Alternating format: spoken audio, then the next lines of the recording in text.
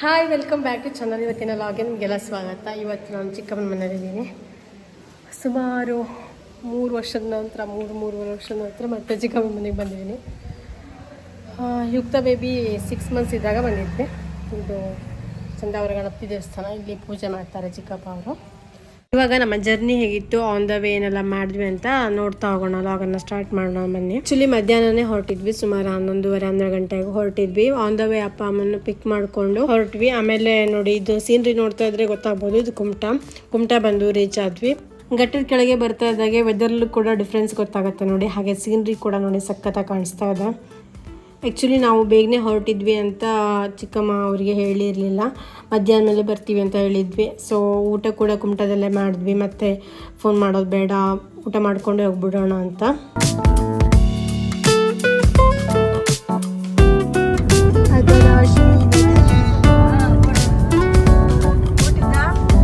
ಆಮೇಲೆ ಇಲ್ಲಿ hotel Panduranga international ಊಟ ಮಾಡಿದ್ವಿ ಕುಮಟದಲ್ಲಿ. ಆನಂತರ ಚಿಕ್ಕಮ್ಮ ಮನೆಗೆ ಕೂಡ ಬಂದಿದ್ದಾಯ್ತು 1 ಅವರ್.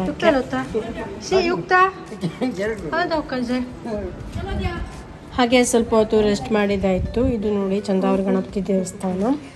ದೀಪಕ್ ಅವರು ಕೂಡ ಸ್ವಲ್ಪ ಹೊತ್ತು ರೆಸ್ಟ್ ಮಾಡಿ ಆಮೇಲೆ ಹೊರಟರು ಅವರು ಕೂಡ.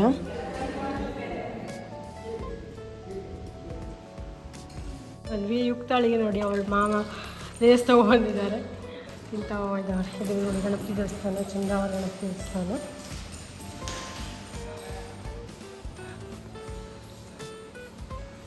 ಇವರು ಚಿಕ್ಕಪ್ಪ ಅವರು. ಆಮೇಲೆ ಅಮ್ಮ ಕೂತ್ಕೊಂಡಿದ್ದಾರೆ, ಅಪ್ಪ ಇಲ್ಲಿ ಕೂತ್ಕೊಂಡಿದ್ದಾರೆ. Hello, hi. ಏನು ತಿಂತಿದ್ದೀರಾ? ಚಿಕ್ಕಮ್ಮ ಸ್ಪೆಷಲ್ ಚಪಾತಿ ಆ್ಯಂಡ್ ಬದನೆಕಾಯಿ ಪಲ್ಯ, ಮ್ಯಾಂಗೋ ಪಾಯಸ.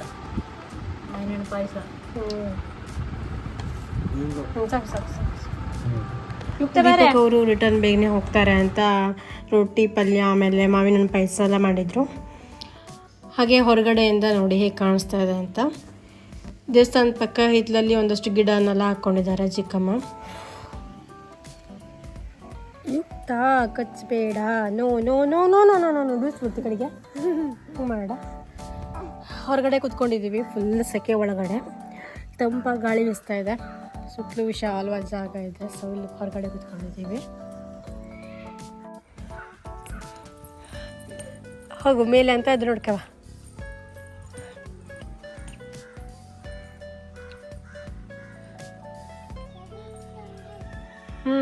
ಹೋಗಿ ನೋಡ್ಕವ.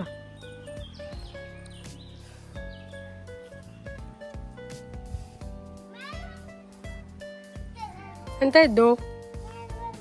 ಹಾಗೆ ಸ್ವಲ್ಪ ಹೊತ್ತು ಹೊರಗಡೆ ಕೂತ್ಕೊಂಡು ಹರಟೆ ಹೊಡೆದ್ವಿ. ಯುಕ್ತ ಕೂಡ ಅಲ್ಲಿ ಬೆಕ್ಕು, ನಾಯಿ ಅದು ಇದು ಅಂತ ಆಟ ಆಡ್ತಾ ಇದ್ಲು.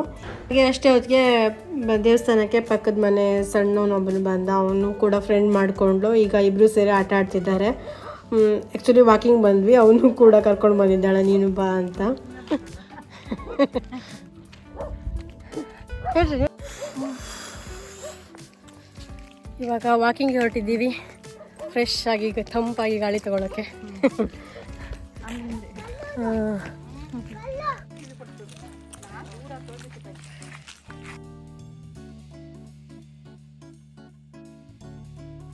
ಹಾಗೆ ಒಂದು ರೌಂಡ್ ಹಾಕಿ ಇನ್ನೊಂದು ದೇವಸ್ಥಾನ ಹತ್ರ ಬಂದ್ವಿ. ಸನ್ಸೆಟ್ ಕೂಡ ಆಗ್ತಾ ಇದೆ ನೋಡಿ ಪಕ್ಕಕ್ಕೆ, ಎಷ್ಟು ಚೆನ್ನಾಗಿ ಕಾಣಿಸ್ತಾ ಇದೆ ಅಂತ. ಇದು ದುರ್ಗಾಂಬ ದೇವಸ್ಥಾನ. ಇಲ್ಲೂ ಕೂಡ ವರ್ಷಕ್ಕೊಂದ್ಸಲ ಕಾರ್ಯಕ್ರಮ ಎಲ್ಲ ತುಂಬ ಚೆನ್ನಾಗಾಗತ್ತೆ. ಕೆಂಡ ಹಾಯೋದೆಲ್ಲ ಇರುತ್ತೆ ಈ ಕಡೆ ಎಲ್ಲ. ಆ ಟೈಮಲ್ಲಿ ಜಾತ್ರೆ ಥರ, ಮಿನಿ ಜಾತ್ರೆ ಥರನೇ ಆಗುತ್ತೆ. ಹಾಗೆ ದೇವಸ್ಥಾನದ ಒಳಗಡೆ ಬಂದು ನೋಡಿದ್ವಿ, ಅಲ್ಲಿ ಬಾಗಿಲಾಕೊಂಡಿತ್ತು. ಮಧ್ಯಾಹ್ನನೇ ಪೂಜೆ ಮುಗಿಸಿ ಬಾಗಿಲಾಕ್ತಾರೆ ಅಂತ ಅನಿಸುತ್ತೆ. ಹಾಗೆ ಒಂದು ರೌಂಡು ತಿರುಗಿದ್ದಾಯಿತು. ಅಲ್ಲೇ ತಿರ್ಕೊಂಡು ಹೊರಗಡೆ ಕುತ್ಕೊಳ್ಳೋಕ್ಕೆ ಜಾಗ ಕೂಡ ಇತ್ತು, ತುಂಬಾ ಚೆನ್ನಾಗಿದೆ. ಯುಕ್ತ ಮತ್ತು ಅಲ್ಲೇ ಪಕ್ಕದ ಮನೆ ಸಣ್ಣ ಹುಡುಗ ಅವರು ಆಟ ಆಡ್ತಿದ್ರು ಅಲ್ಲೇ. ಹಾಗೆ ಚಿಕ್ಕಮ್ಮನ ಮನೆ ಅಕ್ಕಪಕ್ಕ ಗದ್ದೆ ಅದು ಇದು ಅಂತೆಲ್ಲ ಸ್ವಲ್ಪ ಹೊತ್ತು ತಿರುಗಿದ್ವಿ.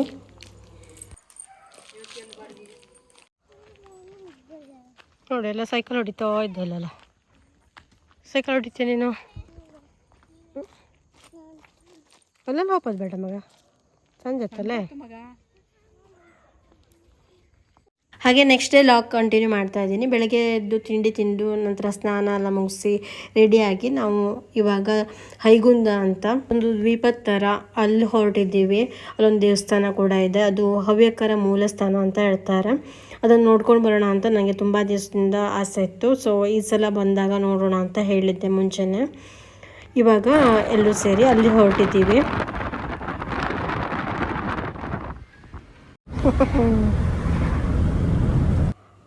ಹಾಗೆ ಮುಂದ್ಗಡೆ ನನ್ನ ಚಿಕ್ಕಮ್ಮನ ಮಗಳ ಫ್ಯಾಮಿಲಿಯವರು ಕೂಡ ಬಂದರು, ಅವರು ಕೂಡ ಜಾಯ್ನ್ ಆದರು. ಯುಕ್ತಳಿಗೆ ಮತ್ತೊಂದು ಕಾರಲ್ಲಿ ಹೋಗೋಣ ಅಂತ ಸ್ಟಾರ್ಟ್ ಮಾಡಿದ್ರು.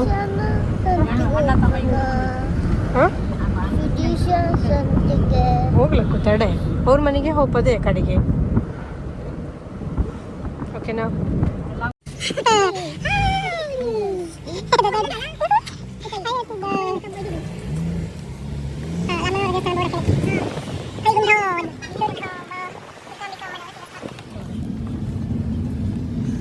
ಹೈಗುಂದ ಅಂತ ಪ್ಲೇಸ್ ಇರೋದು ಹೊನ್ನಾವರದಿಂದ ಸುಮಾರು ಹೊನ್ನಾವರಪೇಟೆ ಒಂದು 20 ಕಿಲೋಮೀಟರ್ ಆಗ್ಬೋದು.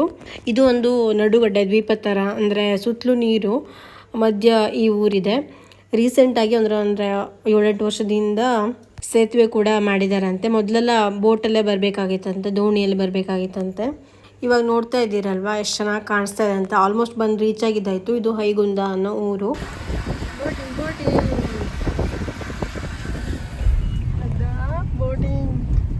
ಚಿಕ್ಕದ ಪ್ರಸಿದ್ಧ ಹೈಗುಂದ ಇದೊಂದು ಚೂಡಕರ್ಮನೂ ಇದ್ದಾಳೆ ನೋಡಿ.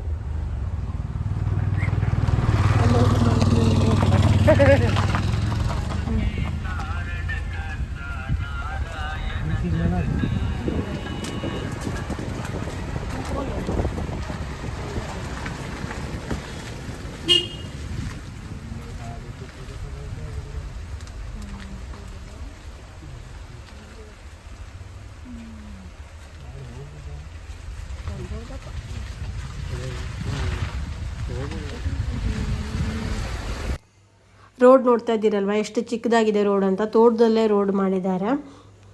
ಒಂದು ಸಲ ಒನ್ ವೇದಲ್ಲಿ ಒಂದೇ ವೆಹಿಕಲ್ ಹೋಗೋಕ್ಕೆ ಸಾಧ್ಯ. ಅಲ್ಲಿ ಪಕ್ಕಕ್ಕೆ ಕಾರ್ ಏನಾದರೂ ಬಂದರೆ ಸೈಡ್ ಕೊಡೋಕ್ಕೆಲ್ಲ ಜಾಗನೇ ಇಲ್ಲ. ಎಲ್ಲ ಕಡೆನೂ ಚೆನ್ನಾಗಿ ಬೋರ್ಡ್ ಒಂದು ಹಾಕ್ಕೊಂಡಿದ್ದಾರೆ. ಸೊ ಮಿಸ್ ಮಾಡ್ದೇ ಪ್ಲೇಸ್ಗೆ ಹೋಗಿ ರೀಚ್ ಆಗ್ಬೋದು. ಹೋಗ್ತಾನೆ ಒಂಥರ ಪಾಸಿಟಿವ್ ವೈಬ್ಸ್ ಬರುತ್ತೆ ನೋಡಿ, ಎಷ್ಟೊಂದು ಚೆನ್ನಾಗಿ ಗ್ರೀನ್ರಿ ಕೂಡ ಇದೆ ಅಂತ.